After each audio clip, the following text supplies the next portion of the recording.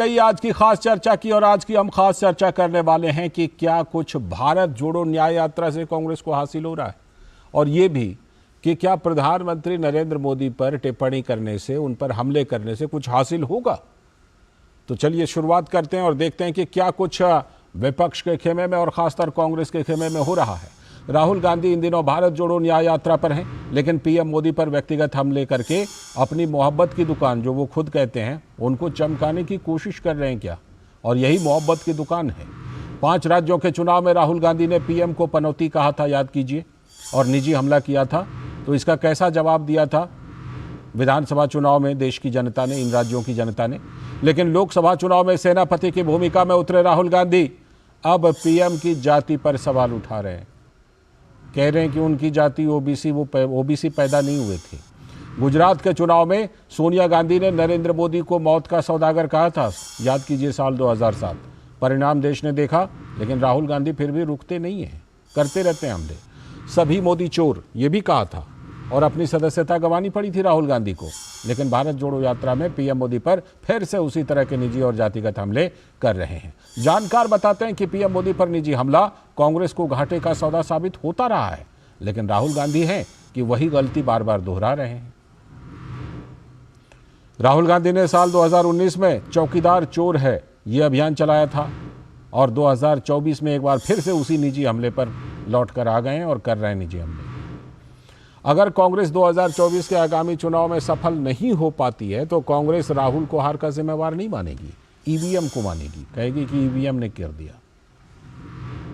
लेकिन भारत जोड़ो न्याय यात्रा को लेकर विपक्षी इंडी गठबंधन में ही रार जबरदस्त तेज हो गई है, और एक के बाद एक नेता और दल अलग हो रहे हैं। यात्रा पश्चिम बंगाल पहुंची तो ममता बनर्जी ने गठबंधन से नाता तोड़ लिया। बिहार पहुंची तो नीतीश कुमार अलग हो गए थे, एनडीए में शामिल हो गए वापस। और यहां तक तो जो था, यात्रा अभी यूपी पहुंची भी नहीं है, लेकिन अखिलेश यादव ने एक तरफा उम्मीदवारों की घोषणा कर दी। आपने भी कह दिया कि थकाने वाला गठबंधन है। जयंत चौधरी भी पाला शायद बदल लें। आम आदमी पार्टी ने गुजरात और असम के लिए उम्मीदवारों की घोषणा कर दी एक तरफा। गोवा, पंजाब और दिल्ली के लिए 13 फरवरी को ऐसा ही ऐलान कर सकते हैं फिर से। आरएलडी भी विपक्षी गठबंधन से रिश्ता तोड़कर एनडीए में शामिल हो सकती है, जयंत चौधरी वाली। लेकिन कांग्रेस की उम्मीद राहुल गांधी की यात्रा पर टिकी हुई है कि इस यात्रा से हम बहुत कुछ हासिल कर सकते हैं, लेकिन कितना रियलिस्टिक और क्या हो रहा है इस यात्रा में, क्या उससे कुछ हासिल होगा? तो जो कुछ भी चल रहा है उस पर भाजपा के नेता अर्जुन राम मेघवाल ने कहा कि मोदी जी ने गरीबी को भोगा है, जबकि राहुल ने गरीबी को किताबों में पढ़ा है। उनको जानकारी ही नहीं है शायद। वो एक बार उनका एरिया, गांव जाकर के देख लेते, जिससे पता चलता। बहुत ऐसे वीकर सेक्शन से वो आ रहे हैं, वडनगर में जहाँ वो पढ़े हैं, किस तरह का उन्होंने जीवन जिया है। कई बार प्रधानमंत्री जी ने कहा, मैंने गरीबी किताबों में नहीं पढ़ी है, मैंने गरीबी भोगी है। और राहुल गांधी जी किताबों में पढ़ रहे हैं गरीबी। और जैसा कि हमने बताया कि एक के बाद एक गठबंधन के सहयोगी अलग हो रहे हैं, तो इसी दौरान आम आदमी पार्टी के नेता संदीप पाठक ने इंडी गठबंधन को लेकर कहा कि हम कब तक इंतजार करेंगे, हमें चुनाव सिर्फ लड़ना नहीं है, जीतना भी है।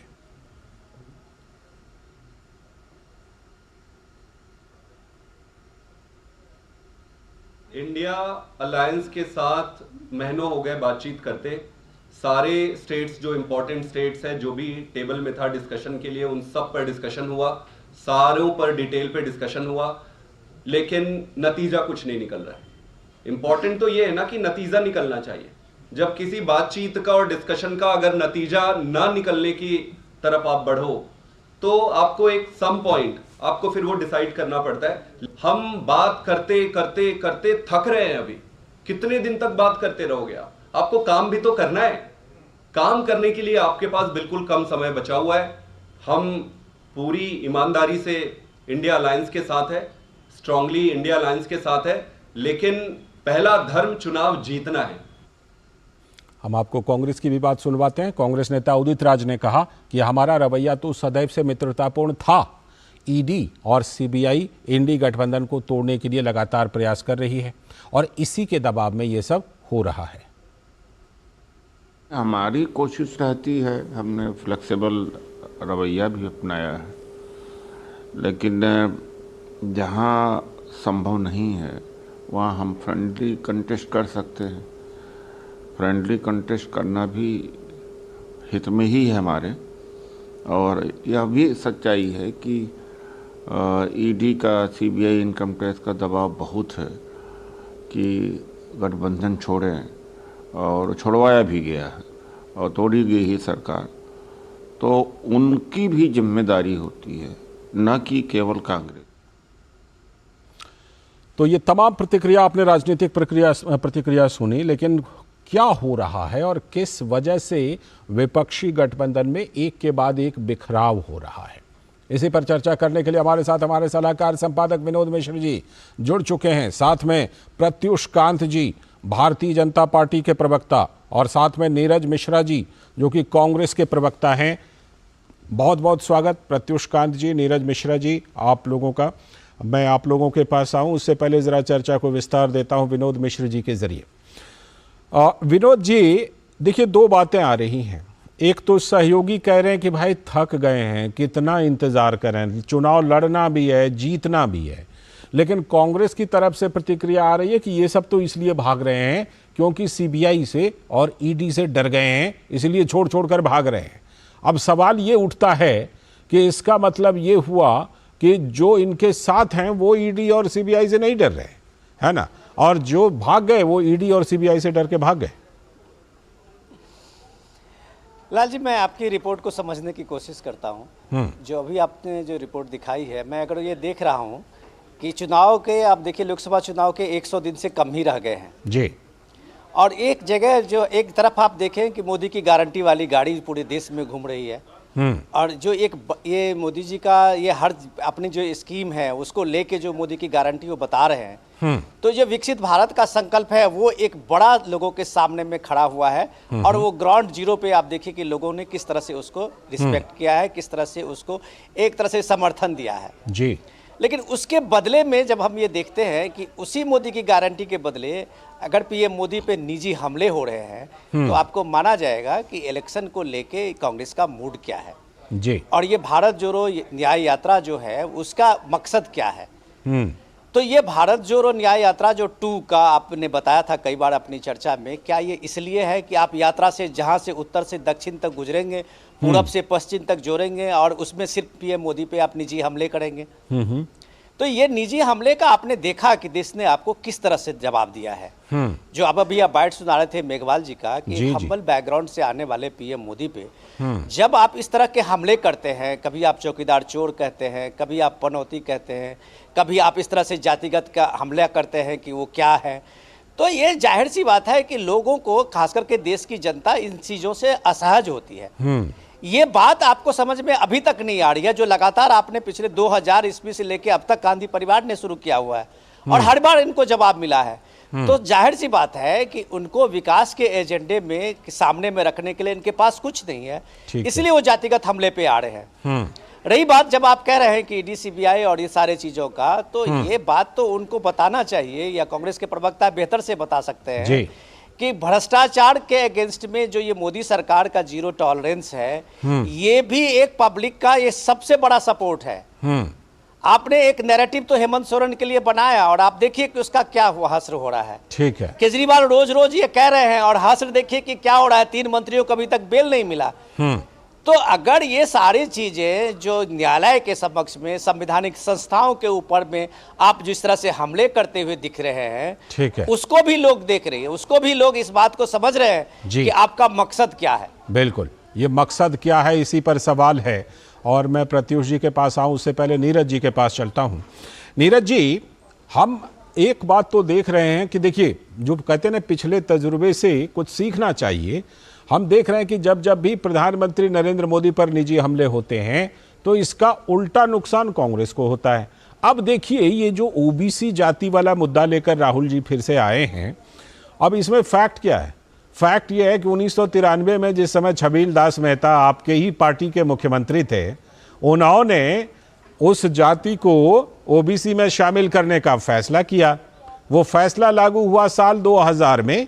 जब भारतीय जनता पार्टी की सरकार तो थी, लेकिन नरेंद्र मोदी जी उस समय मुख्यमंत्री नहीं थे। और राहुल गांधी जी अगर ये आरोप लगाते हैं या विपक्ष अगर ये आरोप लगाता है कि अपने आप को शामिल कर लिया ओबीसी में, तो ये कैसे चलेगा और क्या इसका नुकसान नहीं होगा इस तरह के निजी हमले का? लाल सिंह जी, जी, हमारे देश के मजबूत इंस्टीट्यूशंस में से एक दूरदर्शन है।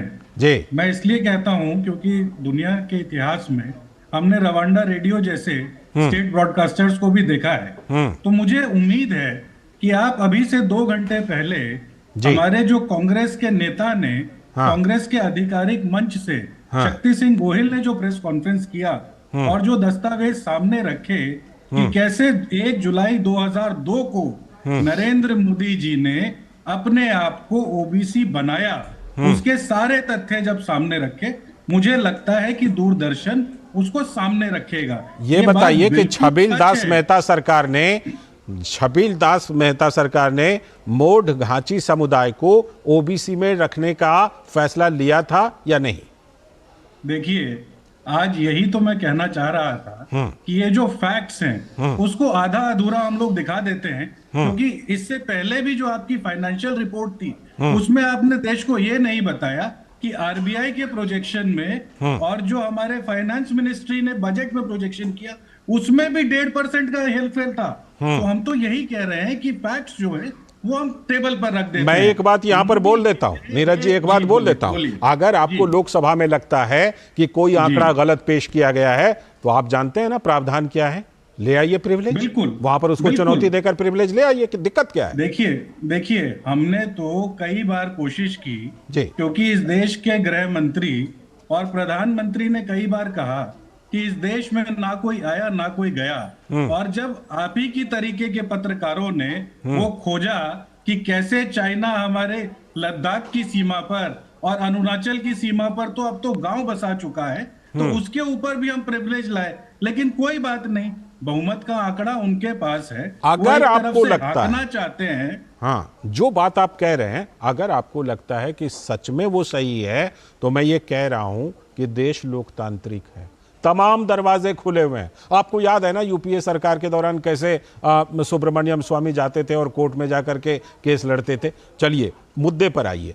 मुद्दे पर मैं अभी आपसे ये सवाल कर रहा हूं कि क्या पीएम मोदी पर हमला करने से मोहब्बत की दुकान होगी और कुछ फायदा होगा कांग्रेस को, ये बताइए। लाल सिंह जी, देखिए, सबसे बड़ा हमला तो कल राहुल जी ने किया, उसकी चर्चा नहीं हो रही है। वो ये थी कि देश के प्रधानमंत्री की जो तनख्वाह है और जितने के वो कपड़े पूरे महीने में बदलते हैं, उसके अंदर एक एक्सपोनेंशियल फर्क है। 1,65,000 की तनख्वाह वाला आदमी महीने के अंदर 3 करोड़ रुपए के कपड़े पहनता है। ये बड़ा हमला था। और जहां तक रही जाति की बात, ये तो फैक्चुअली हम लोगों ने बता दिया है देश की जनता के सामने। आज बहुत बुनियादी मुद्दे हैं। वो मुद्दे क्या है कि जो बेरोजगारी का आलम बढ़ा हुआ है, आ गया है, श्वेत पत्र आ गया, चर्चा हो रही है उस पर। सुनिए, वो श्वेत पत्र जो आया है उस पर भी मेरी टिप्पणी ले लीजिएगा, क्योंकि आज इस 10 साल के बाद देश की जनता इनसे सवाल पूछ रही है। उन्होंने जो आरोप लगाए उसके ऊपर जो होना था वो 10 साल पहले हो गया। आज देश की जनता ये पूछ रही है। अब आपने जो सवाल उठाए नीरज जी, मैं सीधे उन सवालों को ट्रांसफर करता हूं प्रत्युष कांत जी को, वही जवाब दें कि जो भी आपने सवाल पूछे हैं, चाहे राहुल जी ने जो हमले किए उसको लेकर के, चाहे उनकी जाति को लेकर के। प्रत्युष जी, जो बात कांग्रेस उठा रही है उन बातों को लेकर के बीजेपी क्या जवाब देना चाहती है कि क्या कुछ जो राहुल गांधी उठा रहे हैं उसमें कितनी तथ्यात्मक बात है या कितनी उसमें गलत बात है? सर, मैं तो शुरू करूंगा कि खास करके आपके व्यूअर्स के लिए जी, कि आप ये देखिए जो प्रधानमंत्री जी ने पार्लियामेंट में कहा कि जब ऑपोजिशन वीक हो जाता है, जब ऑपोजिशन के पास कुछ रहता नहीं है बोलने के लिए, तो देश को बहुत नुकसान होता है। अब ऑपोजिशन जो है, प्राइम ऑपोजिशन जो हमारे देश का है वो तो कांग्रेस है। वो बार बार लगा हुआ है कि एक परिवार के एक आदमी को लॉन्च और रिलॉन्च करना है। उसको समझ है ही नहीं पॉलिटिक्स की। वो जब देश में सीरियस बातें हो रही हैं, वो जब राज कर रहे थे तो भारत 11वां इकॉनमी था। उन लोगों ने बोला भाई हम तो पहुंच जाएंगे, 40 साल लगेगा हमें पहुंचने में, 5वां इकॉनमी, हम ऑलरेडी पहुंच चुके हैं। मोदी गारंटी दे चुके हैं पीएम साहब की 3rd टर्म में 3-0 मोदी में हम 3rd इकॉनमी हो जाएंगे। ये कोई छोटी बात है? ये सब ऐसे थोड़ी हवा में हो जाता है। कितना भारी डेवलपमेंट होता है इसके लिए। इतने लोग गरीबी रेखा से ऊपर आए, इतने सारे रोड्स बने, टॉयलेट्स बने, इंफ्रास्ट्रक्चर बने। मुझे कंप्लीट कर दीजिए, मुझे कंप्लीट कर दीजिए। मैं आपको उसमें मैं डेटा को आपके व्यूअर्स के लिए सब समझा रहा हूँ कि इतनी जो बड़ी प्रोग्रेस होती है ये अंधेरे में नहीं होती है। ये प्रोग्रेस होती है जब आप छोटे छोटे चीज को लेके चलते हैं। जो गुड गवर्नेंस का डेफिनेशन नरेंद्र मोदी जी देते हैं, जो राहुल गांधी के सोच के बाहर है। गुड गवर्नेंस होता क्या है? गुड गवर्नेंस होती है जिसमें इंटीग्रिटी, एडमिनिस्ट्रेशन, स्कीम्स, ठीक है, गरीब तबके से लोग को भी नहीं बनाना, ये सब करके एक भारत बनता है। आप क्या कर रहे हैं? आप एक बस पे बैठ के घूमने निकल गए। आप मध्य प्रदेश घूमे, छत्तीसगढ़ घूमे, राजस्थान घूमे, क्या वो आप हार गए? आप जहां जहां आपका बस जा रहा है, महाराष्ट्र में देखिए क्या हाल है। आपकी ऑपोजिशन के दोस्ती नहीं बचे। बिहार में आपको ईडी सीबीआई से तो नीतीश कुमार नहीं आए हैं भाग के, वो तो लेकिन अब जो पीएम पर निजी हमले हो रहे हैं, पीएम पर फिर से एक बार निजी हमले हो रहे हैं। अब आप बताइए, same press conference, exactly same press conference 2014 में भी मई के महीने में किया था इन्होंने, अब वो सेम कर रहे हैं। लोग हंस रहे हैं। राहुल गांधी के लैक ऑफ नॉलेज पे पहले जोक बनते थे, मीम्स बनते थे, अब लोग देख रहे हैं कि भाई कोई नरेंद्र मोदी जी ने थोड़ी किया है। आप इतना ओबीसी से जलते हैं, आपको दिल में आप समझते हैं राजा महाराजा हैं। ये ओबीसी छोटे जात के लोग ये है क्या? एससी एसटी ट्राइबल्स, आप सोच ही नहीं सकते इनके बारे में। हमारे यहाँ देखिए प्रेसिडेंट ट्राइबल है हमारी, highest number of SC ST OBC MPs हमारे पास हैं। अच्छा, हमारे यहाँ यही नहीं, सरकार में मत जाइए सिर्फ आप, ठीक है, हमारा जो ऑर्गेनाइजेशन है वहां पे भी इतने ही प्रबल रूप से वो लोग हैं। ठीक है, सरकार में जो तो वो आरोप देख लगा रहे हैं, ओबीसी के प्रतिनिधित्व का जो आरोप लगा रहे हैं उसका आप जवाब दे रहे हैं। मैं लौटता हूं आपके पास। विनोद जी, क्या ये मामला, क्योंकि प्रधानमंत्री नरेंद्र मोदी ने अभी कुछ दिन पहले लोकसभा में जब राष्ट्रपति के धन्यवाद प्रस्ताव पर चर्चा का जवाब दे रहे थे, वो कह रहे थे कि आप ओबीसी की बात उठाते हैं, आपको इतना बड़ा ओबीसी नहीं दिखता जो प्रधानमंत्री पद पर है। और दूसरी बात ये कि आपने उस समय जब ओबीसी को आगे आने ही नहीं दिया, तो अभी आप सीनियर पोस्ट पर खोज कैसे रहे हैं, गिन कैसे रहे हैं कि कितने ओबीसी।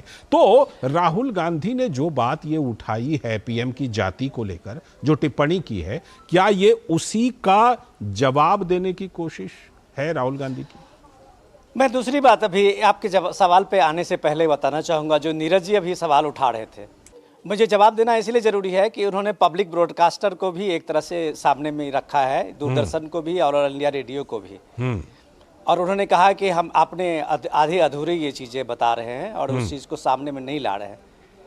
तो ये बात नीरज जी को इसलिए कहना पड़ रहा है कि राहुल गांधी की बात है, इसलिए उसको सपोर्ट करना है, उसको आगे बढ़ाना है नैरेटिव। तो राहुल गांधी जी ने उस नैरेटिव को जो कहा था कि पीएम को 1.5 लाख की सैलरी है, वो कैसे 7 लाख 8 लाख के कपड़े रोज बदलते हैं। 7 लाख 8 लाख उनके लिए बहुत मामूली चीज होगी, लेकिन हम लोगों जैसे लोग जो है लाल जी, आप जैसे लोग होंगे, उनके लिए 7 लाख बड़ी बात होती है। बिल्कुल, और उनकी जानकारी के लिए बताऊं कि पीएम मोदी खादी के कपड़ा पहनते हैं। अगर एक कुर्ते पैजामा और उसके जैकेट की अगर 7 लाख भर दिन का लगता है, तो हम लोग शायद उस खादी भंडार जा भी नहीं सकते। तो लेकिन दूसरी चीज मैं ये कह रहा हूँ कि अगर 1.5 लाख में पीएम मोदी की सैलरी में इतने कपड़े वो कहाँ से पहनते हैं, तो 70,000 80,000 की सैलरी बतौर एमपी राहुल गांधी हर साल कम से कम 10 बार विदेश यात्रा करते हैं, टॉप क्लास के होटल में रहते हैं। जब एक तरफ से उठेंगे तो दूसरी तरफ से भी उठेंगे। प्रत्युष जी ने भी जैकेट का सवाल ये जवाब, ये नैरेटिव इसलिए बनता है कि राहुल गांधी की जब भारत जोड़ो यात्रा शुरू थी, आपको याद होगा, मैं जस्ट आपको याद दिला रहा हूँ, पिछले साल में। तो उसमें उन्होंने कहा था कि ये भारत जोड़ो यात्रा हमें इसलिए करनी पड़ रही है क्योंकि इस यात्रा को हमारी खबर जो है मीडिया दिखा नहीं रहा। तो राहुल गांधी ये बार बार दिखाना कोशिश करते हैं कि मीडिया में उनका कवर नहीं है, मीडिया में वो हेडलाइन नहीं बन रहे हैं। तो ये सोशल मीडिया को उन्होंने अपना आधार बनाया है। वो रोज इस तरह के हैशटैग लाते हैं और उस पे वो रिएक्शन देखते हैं और कहते हैं कि ये हैशटैग आज नंबर 1 है। तो नीरज जी, ये सोशल मीडिया का जो आप चाह रहे हैं कि वही मेन स्ट्रीम मीडिया भी चलाए, तो राहुल गांधी को ये बात को समझनी पड़ेगी कि मेन स्ट्रीम मीडिया में जो व्यवस्था है उस व्यवस्था में पीएम के कपड़े को लेके उसको रिसर्च भी करना पड़ता है, उसको फैक्ट्स भी जुटाने पड़ते हैं। सही बात है। हम उस चीज को लेके आगे नहीं जा सकते क्योंकि हमें पता है नहीं कर सकती मेन और आप जिस चीज को आगे बढ़ा रहे हैं उसका जवाब कम से कम लोग जब दे रहे हैं। जो बात अभी बीजेपी प्रवक्ता बढ़ाते कि आपके इस बचकानी बातों से लोग हंसते हैं, क्योंकि लोग इसलिए हंसते हैं कि आपने अपनी ही पार्टी के 75 करोड़ रुपया खर्चा किया है इस भारत जोड़ो यात्रा में। आप ही के यहाँ से इंफॉर्मेशन है और इस यात्रा में आप बता क्या है लोगों को, आप इस यात्रा से देश को दे क्या रहे हैं। तो ये सब गंभीरता से चर्चा होनी चाहिए। राहुल गांधी की महिमा मंडित आप करिए, ये जरूरी है, लेकिन राहुल गांधी देश के नेता हैं तो देश को भी उनसे कुछ मिलना चाहिए, उन गंभीर बातों पे चर्चा होनी चाहिए। और आप जो चर्चा कर रहे हैं सिर्फ सोशल मीडिया के ट्रेंडिंग के लिए कर रहे हैं। बिल्कुल जाहिर सी बात है कि सोशल मीडिया पर कई बातें चलती रहती हैं, लेकिन जब बात उठाएंगे नीरज जी तब तो बात पूछी जाएगी कि भाई कौन सी आमदनी है जिससे कि इतनी विदेश यात्राएं होती हैं, कौन सी आमदनी है जिससे महंगे जैकेट, वो प्रत्युष जी अभी पूछ रहे थे, कौन सी आमदनी है जिससे इतने महंगे जैकेट पहनते हैं। कोई ये भी सोशल मीडिया पर पूछ सकता है कि कौन सा वाला हाफ टी शर्ट लाते हैं जो कि ठंड में गर्मी नहीं लगती। मैं आपको सोशल मीडिया की बात का भी जवाब दे दूंगा जी, लेकिन जो विनोद जी कह रहे थे ना कि मेन स्ट्रीम मीडिया बहुत रिसर्च करके काम करता है, ठीक, तो मुझे एक बार ये बता दीजिएगा कि ये जो लद्दाख में जो पेट्रोलिंग पॉइंट नंबर 10, 11, 12, 14 है, जहां पर आज भारत की जो सेना है वो पेट्रोल नहीं कर पाती है, उसके ऊपर कितना रिसर्च करके नीरज जी मैं मामला सेटल हो गया क्या, या बातचीत अभी जारी है? अपने देश के आर्मी पे और सैनिक संस्थाओं पे विश्वास नहीं है क्या वो मामला लद्दाख वाला भारत चीन के बीच बातचीत सेटल हो गया? एक मिनट लाल सिंह जी, अब जरा एक बार आपकी क्रेडिबिलिटी पे मीडिया की जो क्रेडिबिलिटी है उस पर भी तो सवाल कर लेते हैं ना। वो तो करते ही हैं, वो तो कांग्रेस कर ही रही है लगातार। आप जरा मुझे ये बताइए कि अरुणाचल का वो कौन सा गांव है, आप लोगों ने बहुत रिसर्च किया हुआ है, जिसके अंदर चाइना ने अपनी इस्टेब्लिशमेंट तैयार कर दी है, मुझे ये बता दीजिए। फिर मुझे ये बता दीजिएगा कि ये जो किसान कल नोएडा पर चक्का जाम करके बैठे थे और जो 750 किसान इससे पहले मरे और आज जो स्वामीनाथन आयोग के चेयरमैन को भारत रत्न दिया, क्या उनके सपने को पूरा कर दिया इस सरकार ने? तो ये जो ऐसी हल्की बात, स्वीपिंग कमेंट जो मेन स्ट्रीम मीडिया पर हो रहे हैं, नीरज जी ऊपर भी बात करना जरूरी अरुणाचल से लेकर के आप किसान तक आ गए। मैं ये कह रहा हूं कि अगर अरुणाचल के किसी गांव का मुद्दा है उस पर भी रिसर्च है, उस पर भी फैक्ट फाइंड किया जा रहा है। और जब बात आप करेंगे तो जो मामला पहले से है कि हमने पीओके में कितनी जमीन गंवाई है, कितनी अक्साई चीन में गंवाई है, वो भी है, सब कुछ पब्लिक डोमेन में है। आज के जमाने में छिपाने से कुछ नहीं छिप सकता। प्रत्युष जी, हमने तो इसलिए कहा भी था कि मणिपुर में जो पिछले 10 महीने में घट रहा है उसको जितना छुपाना चाहेंगे वो बाहर निकलकर आ जाएगा। देखिए, सच्चाई को बाहर आने में समय लगता है। देखिए, मैं वही कह रहा हूं कि सच चाहे पहले 1 किलोमीटर सड़क नापी जाती थी, आज उसको 4 किलोमीटर नापा जाता है। मैं ये कह रहा हूं एनएसएसओ का जो बेस ईयर बदला गया, जो 2011 से 2021 किया गया, वो भी बताना चाहिए था। तो आंकड़ों की जो हेरा फेरी है उसके ऊपर जवाब हमारे पास एक से बढ़कर एक प्लेटफॉर्म मौजूद है। नीरज जी संसद से लेके सड़क तक एक से बढ़कर एक प्लेटफॉर्म मौजूद है। सच जो है ना, वो चाहे इधर का हो या उधर का हो, वो निकल करके आता है, उसको दबाया नहीं जा सकता। प्रत्युष जी जो बात ये कह रहे हैं, मुझे सर जी, मैं बहुत शांति से सुन रहा था, मुझे बस यही बताना है दूरदर्शन के माध्यम से देश की जनता को कि कितना राहुल गांधी के दिल में हेट्रेड है, जो अपनी मोहब्बत की दुकान लेके घूमते हैं। मणिपुर हो, नॉर्थ ईस्ट हो, हर जगह तोड़ने की बात करते हैं। अब पहुंचे ये मिजोरम, वहां बोले कि 371A, जिसमें सब आपको पता होगा लोगों को सब संविधान है, वहां जाके डर का बीज बो रहे थे कि आपकी जो कल्चर है, एथनिसिटी है, लोकल फूड है, सब पे इंटरफेरेंस होने वाला है। उस आदमी को इस बात की ज्ञान ही नहीं है कि भारत एक देश है जिसमें हर आदमी जुड़ा हुआ है। मिजोरम, अरुणाचल, मणिपुर, त्रिपुरा, सबके लोग काम करते हैं दिल्ली में, बॉम्बे में, बेंगलोर में, हैदराबाद में। एक इलेक्शन जीतने के लिए आप जाके इस तरह का डर, इस तरह की झूठी बातों का बीज बो के आओगे तो आप समझ लो आप कितना नुकसान कर रहे हो। और सबसे बड़ी बात है कि आप फॉरेन मीडिया के हाथ में खेल रहे हो, आप उनको मौका दे रहे हो कि भारत को अटैक करें। ये कहां का स्टेट्समैनशिप है? अब आप बड़े हो चुके हो, आप अब मम्मी के उससे बाहर आ चुके हो, आपको समझना पड़ेगा कि आप ऑपोजिशन के एक लीडर हो। कांग्रेस पार्टी उसका आपको लीडर मानती है कि वहां तो कोई इलेक्शन जीतना नहीं पड़ता, बस कोई भी लीडर बन जाता है, परिवार का होना चाहिए खाली। आप इस तरह की छोटी बातें नहीं कर सकते हो। आप हैंडल दे रहे हो कांग्रेस सबसे बड़ी विपक्षी कमजोर करने के लिए। इतने दिनों तक शासन में रह चुकी पार्टी, आप इतने साल शासन में रहे हो और आप कुछ भी बोल देते हो, ऐसा नहीं होता है। और आपको समझना पड़ेगा कि भारत की जनता हवा में वोट नहीं देती है, वो वोट तब देती है यही जब बात उसको मैं कह रहा गांव हूं, में, यही बात देहात में उसको फैसिलिटी मिल रहा है, जी, वो अपने क्वालिटी ऑफ लाइफ में चेंज महसूस कर रही है। नीरज जी की पार्टी को संसद से लेकर सड़क तक का प्लेटफॉर्म है। अपनी बातें जनता के सामने बिल्कुल मजबूती से रखें और उन बातों पर जोर देकर, नीरज जी आपको जवाब देना चाह रहे थे, आप अपनी बात रखिए और साथ में ये भी कहिए कि ये जो इस तरह का आपकी पार्टी जवाब देती है कि जो चला गया वो ईडी के डर से भाग के चला गया, जो रह गया वो ईडी से नहीं डरा, ऐसे जवाब देंगे? कल तक तो वो आपके सहयोगी थे ही। लाल सिंह जी, पहले दो बातें कह देता हूं, फिर जवाब जल्दी से दे देता हूं। जी, पहली बात तो ये, प्रत्युष जी कितनी हल्की बात कर रहे हैं उस नेता के बारे में जिसके परिवार ने इस देश के लिए, अपने किसी निजी स्वार्थ के लिए नहीं, उसकी दादी इंदिरा गांधी ने देश के लिए शहादत दी और उसके पिता राजीव गांधी ने इस देश के लिए शहादत दी। उस नेता के बारे में इतनी हल्की बात करने से पहले हर किसी को बच लेना चाहिए। और दूसरी बात, ये जगत प्रकाश नड्डा जी, बंगारू लक्ष्मण जी और ये अमित शाह जी कौन सा चुनाव लड़कर इनके यहाँ अध्यक्ष बन जाते थे, मुझे तो वो बता दीजिए। हमारे यहाँ तो प्रक्रिया होती है। और तीसरी बात देखिए, एजेंसी के काम करने के तरीके पे सवालिया निशान बार बार सिर्फ इसलिए खड़ा हो जाता है कि फैक्चुअल पोजीशन समझिए। 98% से ज्यादा जो मामले हैं वो सिर्फ विपक्ष के नेताओं के ऊपर दिए गए हैं। और जब वो नेता रास्ता बदलता है और उसको भाजपा या भाजपा का कोई एलाई दिखता है तो सारी चीजें बंद हो जाती हैं। आप मुझे एक बात बताइए, अजीत पवार का 70,000 करोड़ का घोटाला छोड़ दीजिए, आप मुझे सिर्फ मैं जवाब लेता हूं, बैंक के घोटाले के बारे में मैं जवाब लेता हूं। प्रत्युष जी, छोटा सा करोड़ की जमीन अटैच हो रही थी। प्रत्युष जी छोटा सा फिगर दे रहा हूं, इंक्वायरी खत्म हो गई। प्रत्युष जी छोटा काउंटर कर रहे हैं, बात कर रहे थे, नीरज जी खत्म हो गई। ठीक, नीरज जी आपके सवालों का जवाब प्रत्युष जी छोटा सा काउंटर, बहुत छोटा था।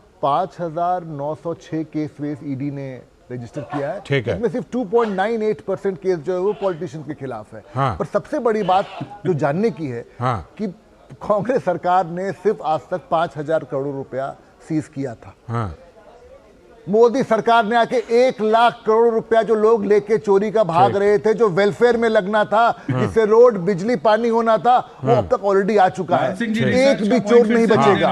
ये तो डेटा है, फिगर है, सबके पास है, इसमें कोई झूठ के कोई गुंजाइश ही नहीं होती है ना। ये तो दुनिया देख रही है, सब देख रहे हैं, इसीलिए मोदी जीतता है, इसीलिए मोदी सरकार तीसरी बार। ठीक, दो लाइन का काउंटर कीजिए, फिर विनोद जी के पास जाऊंगा। लाल सिंह जी, एक तो सीजर और अटैचमेंट में दोनों में फर्क है, प्रत्युष जी समझ लें। केस चल रहा है ना, लेकिन कोर्ट का दरवाजा खुला हुआ है। सुनिए ना, पीएमएलए के तहत जो चेंज हुआ और उसके बाद उसका जो दायरा बढ़ाया गया, उसमें अटैचमेंट का प्रोविजन हुआ। तो ये तो आपके शासनकाल के दौरान ही हुआ था ना, यूपीए शासन में, हमारे शासनकाल में। जी बिल्कुल, हमारे में हुआ। और हम यही बात तो कह रहे हैं कि अटैचमेंट और सीजर समझ ले और सिर्फ ये बता दे कि वो गावले बंधु, वो हसन मुशर्रफ, वो हेमंत बिश्व शर्मा, वो अजीत पवार, इन सब के ऊपर एजेंसी मैं इसमें एक बात जोड़ दूं, प्रत्युष जी ने जो काउंटर किया, मैं एक बात जोड़ दूं, मैं फिर से वही बात कहूंगा। देखिए, लोकतंत्र है, हर जगह दरवाजा खुला हुआ है। यूपीए शासन के दौरान ये लोग केस लड़के दरवाजा वहां कोर्ट से लाते थे ऑर्डर। अमित शाह जी भी हेमंत बिश्व शर्मा के लिए कोर्ट का दरवाजा खटखटा रहे थे। ठीक है, पता नहीं क्या विनोद जी जो बात कांग्रेस कह रहे हैं, नीरज जी जो बात कह रहे हैं, इस बात को तो कांग्रेस लंबे समय से उठा रही है, विपक्ष लंबे समय से उठा रहा है, पब्लिक प्लेटफॉर्म पर भी उठा रहा है। लेकिन सवाल ये है कि नीरज जी अगर ये बात कह रहे हैं और इन बातों में दम है, तो इन बातों को जनता सब्सक्राइब क्यों नहीं कर रही है? नहीं, बस मैं नीरज जी को जाते जाते एक चीज़ याद दिला रहा हूँ कि छत्तीसगढ़ में जब आपने देखा होगा पिछले इलेक्शन में, जब पीएम मोदी ने वहां पे महादेव ऐप का मामला उठाया था छत्तीसगढ़ में, तो हाँ। जोर शोर से वहां पे छत्तीसगढ़ में ये शुरू हो गया कि पीएम मोदी ने सीधे सीधे आपने एक झूठ का प्रचार किया है। महादेव ऐप से जो तत्कालीन मुख्यमंत्री थे बघेल जी, उनका कोई सरोकार नहीं है, कुछ नहीं है, ऐसा नहीं है, वैसा नहीं है, आपने इस तरह से की थी। जबकि आपको दुनिया को पता था कि इस महादेव ऐप को लेके ईडी ने जो कार्रवाई शुरू की थी, उस कार्रवाई में कम से कम 5 लोग बड़े जो उसके किंग पिन थे वो पकड़े गए थे। 5,000 करोड़ से ऊपर का वो घोटाला था। ठीक है। पर आप इस तरह से देखिए, कई इस तरह के घोटाले में कई बड़े बड़े ऑफिसर वहां फंसे थे और वो भी गिरफ्तार हो चुके थे। तो आप झूठलाते रहे, लेकिन जनता ने इसको आपके बिल्कुल यही सवाल उठता है को नहीं माना कि भाई प्लेटफॉर्म हर जगह पर है, आप अपनी बात रख सकते हैं। अब ये क्रेडिबिलिटी आप खो रहे हैं कि आज जीतेंगे। 28 दलों का ये इंडिया गठबंधन चला था और वो गठबंधन सिमटते सिमटते आप देखिए कि कहां तक पहुंच गई। बिल्कुल समय की कमी है, इसलिए मैं अब नहीं आ पाऊंगा, माफी चाहूंगा प्रत्युष जी, बहुत समय की कमी है। नीरज जी बहुत बहुत शुक्रिया जुड़ने के लिए, प्रत्युष जी आपका भी जुड़ने के लिए। हम फिर इस चर्चा को कभी जरूर करते रहेंगे। विनोद जी आपका भी बहुत बहुत शुक्रिया। वक्त है अभी एक ब्रेक का, और ब्रेक के बाद जब लौटेंगे तब देखेंगे आज की कुछ और बड़ी खबर।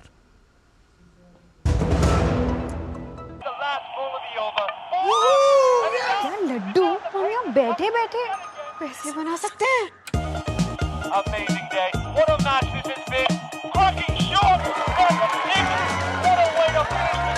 गाइस, मैं तुम्हारे बिजनेस आइडिया का बड़ा फैन। अब बिजनेस चाहे जो भी, एसबीआई का करंट अकाउंट तो चाहिए ना। एसबीआई करंट अकाउंट से सिंप्लीफाइड बिजनेस ट्रांजैक्शंस और ग्रेट कस्टमर सर्विस। एसबीआई, देश का फैन।